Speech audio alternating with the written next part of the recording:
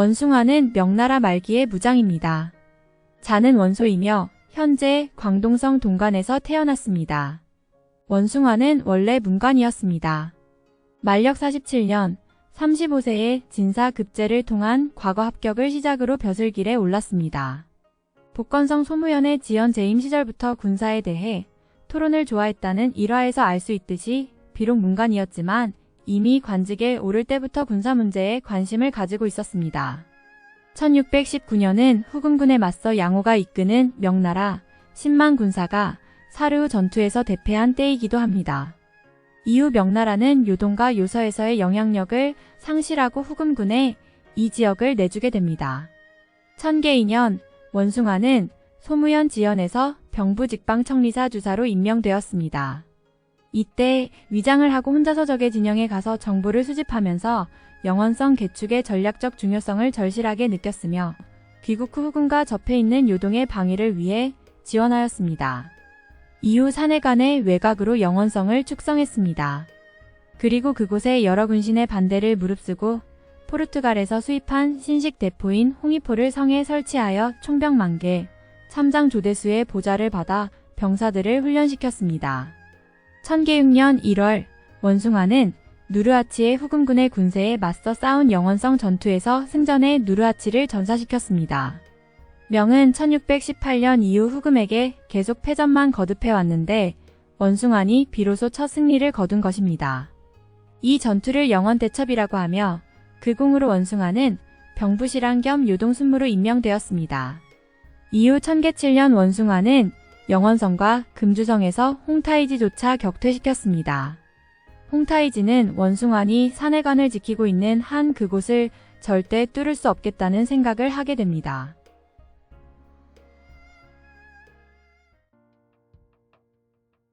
명나라와 후금군이 전쟁을 시작한 이래로 후금군은 사내관 밖에서 원숭아네 군대에게 영원대첩과 연금대첩 두 번의 뼈아픈 패배를 당했습니다. 원숭아네 강함을 알게 된 후금군은 숭정 2년에 요동 방어선을 피하고 대신 우회하여 북경을 공격했습니다. 이것이 기사년의 변이라고 알려진 우회침공 전략입니다. 이 소식을 들은 원숭아는 재빨리 수도로 돌아와 도움을 주었고 다시 한번 북경 인근에서 후금군을 격파했습니다. 수성전이 아닌 야전에서의 승리는 패전만 거듭하던 명군에게 엄청난 쾌거였습니다. 그러나 홍타이지는 원숭아네 부대가 체력적으로 한계 상황이라는 사실을 간파했고 북경 함락보다는 인근 지역 약탈에 초점을 맞추게 됩니다. 따라서 후금군은 북경에서 물러났지만 여전히 인근 지역에 머무르며 약탈을 계속하였고 명의 피해는 지속적으로 누적되게 됩니다. 약탈을 통해서 명의 취약 지점을 간파하고 만성적인 물자 부족을 해결한 홍타이지는 만약 명이 이에 대한 대비를 한다면 약탈로 인한 호시절도 결국 끝나게 될 것임을 알게 됩니다. 그러나 명에는 이미 유능한 장수들이 씨가 말라서 원숭아 말고는 이런 중임을 맡을 인물이 없었습니다. 결국 홍타이지는 만약 원숭안이 제거된다면 명나라 정복은 식은 죽 먹기라는 생각에 원숭안을 제거하려는 계획을 세우게 됩니다. 이때 사용한 계략이 바로 삼국지 연의의 유명한 반관계입니다.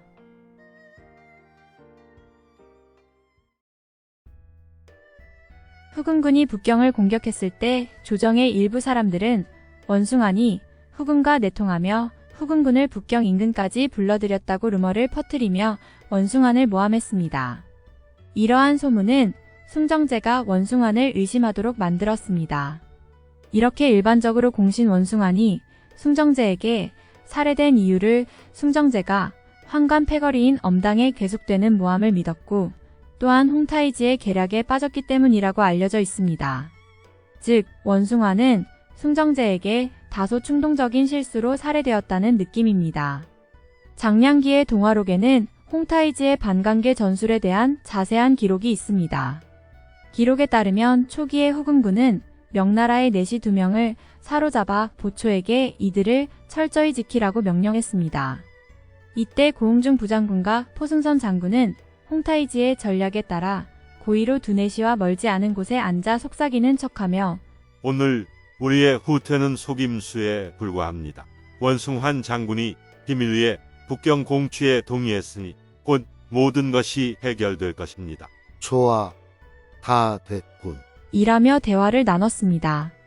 그때 양춘이라는 내시가 두 사람의 대화를 주의 깊게 듣고 있었습니다. 11월 29일 홍타이지가 명나라 조정의 평화를 제의하면서 후금군은 두 내시를 돌려보냈습니다. 양춘이 황제에게 돌아간 후 급히 숭정제에게 원숭안과 후금의 은밀한 협정을 알렸습니다. 이전부터 숭정제는 원숭안이 자신을 배반한 줄 의심하고 있었고 그래서 원숭안을 북경으로 소환해서 첩살했다. 라고 기록되어 있습니다. 원숭안의 유족들은 역적의 가족으로 몰려서 원숭안이 투옥되자마자 바로 후금으로 도망쳤습니다. 후금군의 이러한 반관계 전략은 삼국지 연의에 심취해 있었던 홍타이지가 주유가 장관을 이용해 채모와 장윤을 모살한 부분에서 힌트를 얻어 꾸민 전략이라고 말합니다. 홍타이지는 종종 삼국지 연의를 읽었고 이 계획은 그가 숭정제의 도움으로 라이벌 원숭안을 처단하기 위해 삼국지 연의에서 차용한 위대한 전략이라는 것입니다. 홍타이지는 뛰어난 전략가이고 숭정제는 이런 하찮은 계략에 속아 넘어간 우둔한 군주로 묘사해놨습니다. 다분히 만주인들의 시각입니다. 만주인들의 시각에서 살펴보면 다행스럽게도 우둔한 숭정제는 적의 함정에 빠졌고 실수로 충성스러운 관리를 죽였습니다. 이렇게 만리장성을 자폭한 행위는 동북방의 방어에 큰 영향을 미쳤고 이는 곧 명나라의 멸망으로 이어졌습니다.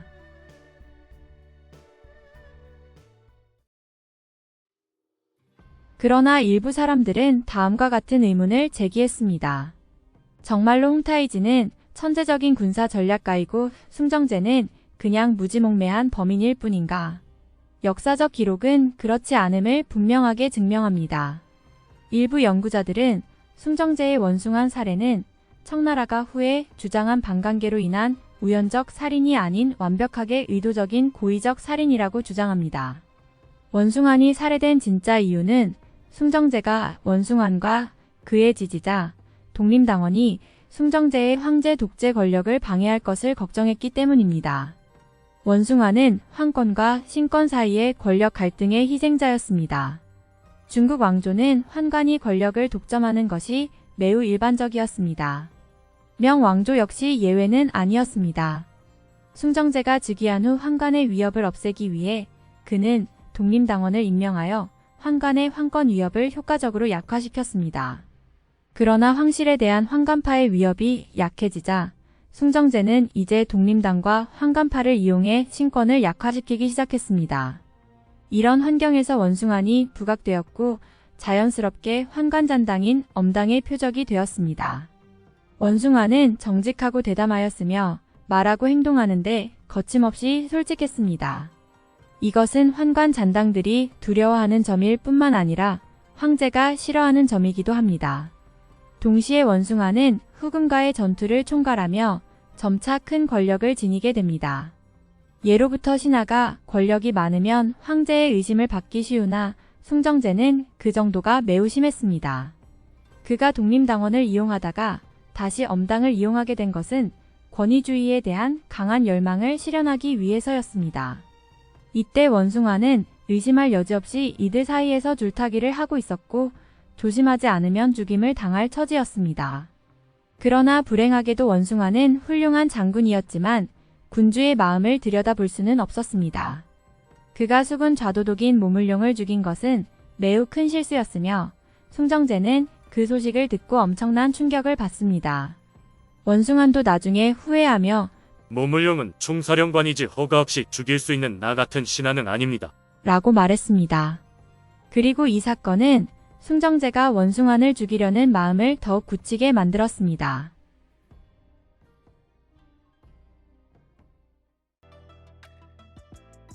숭정제가 모물룡 주살의 책임을 물어 원숭안을 바로 죽이지 않은 이유는 한편으로는 충분한 명분거리가 부족했다는 점이었지만 그 주된 이유는 숭정제가 당시 원숭안에 5년 안에 요동을 평정하겠습니다.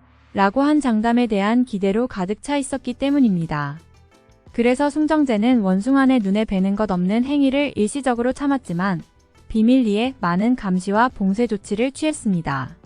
기사년의 변 이후 후금군은 대규모로 침공하여 북경을 포위했습니다. 사실 이 전략은 원숭안도 예상치 못한 일이었습니다. 비록 원숭안이 밤낮을 달려 북경에 도착해 후금군을 격퇴했지만 이때 이미 숭정제는 원숭안에게서 요동을 수복하겠다는 희망을 더 이상 찾아볼 수 없게 되었습니다. 지금까지 군주와 신하 사이의 연약한 의존은 이제 완전히 사라졌으며 숭정제가 원숭안을 죽이는 것은 불가피해졌습니다.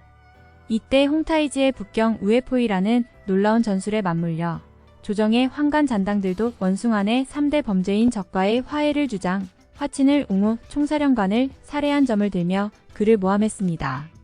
숭정제는 즉시 이 기회를 이용하여 원숭안을 투옥했습니다.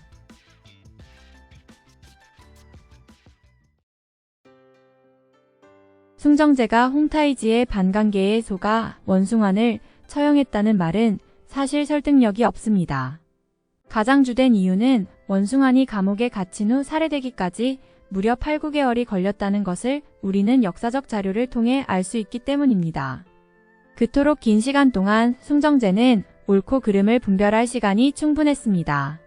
사건을 조사하는 과정에서 원숭안에 대한 음모와 무고가 더 이상 숭정제의 눈과 귀를 가릴 수 없게 되었지만 숭정제는 원숭안을 죽이기에 충분하지 않은 이런 무고에 손을 들어 결국 그를 처형합니다.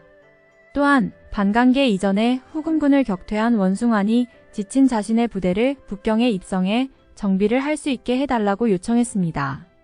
숭정제는 이 요청을 묵살합니다.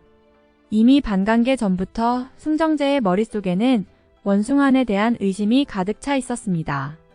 반관계 여부를 떠나서 숭정제의 원숭안 처형은 피할 수 없는 결과였습니다.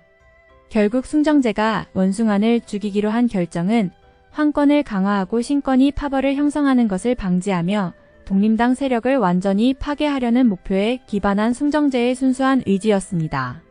엄당이 원숭안에 대한 음모는 숭정제가 원숭안을 체포하고 그를 감옥에 가두는 그럴싸한 변명거리일 뿐이었습니다. 예로부터 신의를 다했으나 의심을 받고 충성을 다했으나 비방을 받는다. 라는 말이 있는데 이것이 과연 충성스러운 신하의 한결같은 운명일까요? 원숭안이 살해된 진짜 이유는 무엇일까요? 군주가 어리석어서 적의 관계를 알아보지 못했기 때문일까요? 아니면 군주가 신하를 질투하며 강한 신권의 부담을 느꼈기 때문일까요?